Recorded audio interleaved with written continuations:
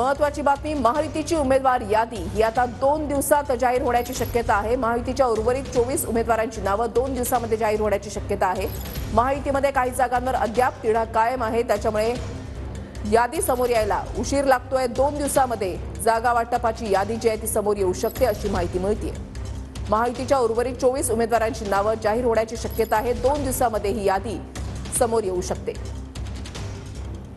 संजय राठोड यांच्याकडून या संदर्भातली माहिती देण्यात आलेली आहे। महायुतीची उमेदवार यादी ही 2 दिवसांमध्ये जाहीर होण्याची शक्यता आहे। संजय राठोड यांच्याकडून या संदर्भातली माहिती देण्यात आलेली आहे। महायुतीमध्ये अजूनही काही जागांवर अद्याप तिढा कायम आहे।